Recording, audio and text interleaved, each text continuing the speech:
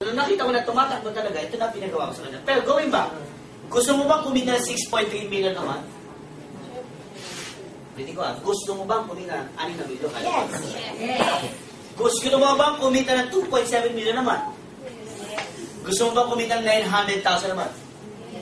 Ano mas gusto mo? 6.3, 2.7 o 900? 6.3. Tama dahil ang Pilipino, dakilang gahaman. Joke lang. Okay. Pero ang ginawa ko na wala akong pera. So, kahit gusto ko to, dito lang ako. Tama? Kasi noong unang panahon, wala naman talagang pambayad niya. Gusto ko lang talagang masubukan. Kasi nasa worst case scenario. So, ginawa ko, kumausap ako ng mga kaibigan.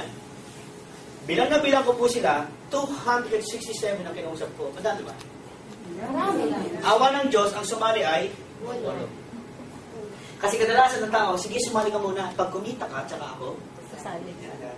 Sige, pag nabawi mo, puhunan mo, tsaka ako mag-join.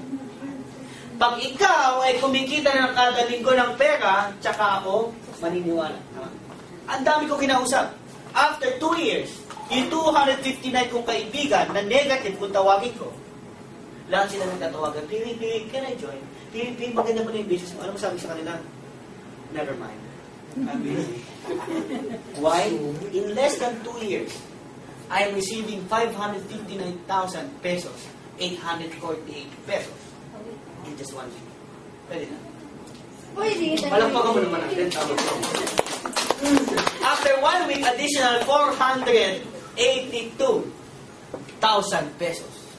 After 7 days. Kasi po, every Friday, nakukuha natin yung cheque. Buti na lang, 3 yung package na binili ko, kaya 3 ang natatanggap kong cheque. Paano kung isa lang ang binili ko? Eh, di ito lang ang cheque ko. Paano kung 2 lang binili ko? Eh, di ito wala. Ito lang cheque ko. Malaki nawawala? Yes. Wala. Oh, malaki. After 1 week, additional 457,000. After 1 week, 467,181. Gusto mo ba kumita ng 500,000 per week? Yeah. Gusto mo ba kumita ng 500,000 per week? Yes. Alam mo dito, with my 11,964 investment, sa 8 kaibigan na kinausap ko lang, na yung 259 nilaniwala, I'm getting almost 2 million per month. Who wants to earn 2 million a month? Alam mo no Friday, kaya diba nung Friday, no? So Friday, Chumeke, alam mo nagulat ako, checking ko was 876,000 pesos. 1 week. Wow. 1 week. 1 week. Wala akong inimbay. Wala akong sinera ng business. Alam mo nakakatuwa, in less than 2 years, kumita po yung investment ko na 25 million pesos.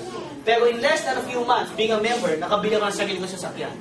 In less than a year. Pwede na. Sino dito naniniwala, bago matapos 2011, may bago ka sa sakyan? Yes. Tapos kamay naman. Okay. After 3 months, additional BMW 5 Series. Sabi ng kapitbahay ko, Bibi, paano nangyari yan? Paano ginawa mo? Sabi ko, Fred, alam mo, magkano bili ko sa kotse na yan? Sabi ko sa kanya, 3,988. Isa niniwala. Sabi ko, alam mo, Fred, gusto mo na kotse? Sabi niya, oo naman. Sabi ko, pumunta ka sa office namin sa Robles, Galilea, 20th floor, magdala ka ng 4,000. Pagpanik mo kami nagbebenta ng sasakyan, 4,000 lang. Excited, kinabukasan, di natulog. Sabi niya, 4,000 lang, bili ko, Fortuner ba? Kami ba? Alam mo ginawa niya pag-upo niya hanggang pag-upo niya sa katapanganisdakan na isang kaibigan ko. Kasi alam niya talaga, mabibili siyang kotse sa 4,000. Pag-upo niya sa seminar room, may isang speaker kami, nag-represent. Galit na galit sa akin. Sabi niya, Piwi, pinatext na ako, Piwi, doko ka. Sabi mo sa akin, may nagbibenta ng kotse 4,000. Ang binibenta dito, loan. Sabi ko sa kanya, bro, after niya i-present mo yung loan, bibenta ka ng kotse ng 4,000. So, nung after the presentation, ano mo sabi sa akin? Piwi, thank you Hindi lang pala kotse ang mabibili ko sa 4,000. Pati palang bahay mabibili. Right now, he's part of the Millionaires Club. He's already earning 100,000 pesos per week because of the 4,000 pesos na sinali. Ang nakakatawa sa akin, after 2 months, additional Porsche box. Ang nakakatawa pa dito, after 3 months, nabigyan kami ng sarili naming tahanan sa The Ford Global City. Wala pa kami ng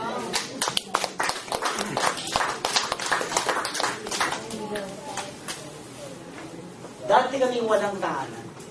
Meron tahanan, hindi naman kami naman sa, hindi naman palaboy-laboy na. Pero kami po yung nag-renta na. Sino po nag-renta ng bahay? Nag-renta. Ang sarap ng feeling yung isa ganitong tahanan, tama? Tama? With V-Mobile, in less than a year, 7 months na o 8 months, with V-Mobile, sa halagang 3,988, nabigyan kami ng sarili namin tahanan ng family namin. Sulit po ba?